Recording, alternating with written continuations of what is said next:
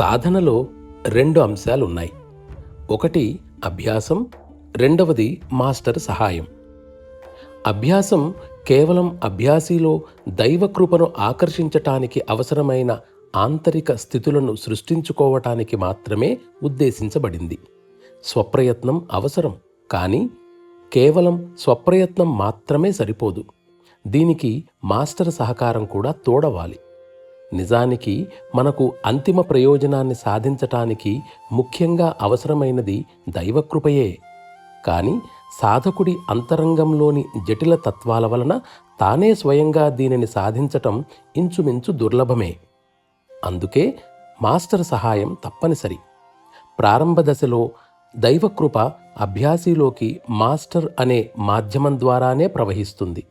అందుకే దీనిని గురుకృప అనవచ్చు.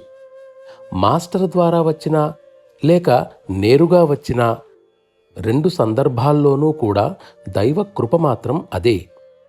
అభ్యాసికి నేరుగా సంపాదించుకునే సమర్థత కలిగే వరకు ఆ సహాయాన్ని అందించవలసిన బాధ్యత మాస్టర్దే. ఒక్కసారి అభ్యాసి తను నేరుగా కృపను ఆకర్షించగల సమర్థత పెంపొందించుకున్న తర్వాత మాస్టర్ గారి పని ఇంచుమించు పూర్తయినట్లే.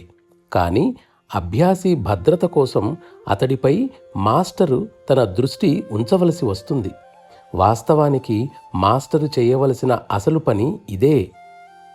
గురువర్యుని సహాయం సాధనలో ముఖ్యమైన అంశం కాబట్టి యోగ ప్రక్రియ అయిన ప్రాణాహుతి ద్వారా తన శక్తిని ప్రసారం చేసి సహాయపడగల సమర్థుడైన మార్గదర్శకుడిని వెదుక్కోవలసిన బాధ్యత అభ్యాసిపై ఉంది.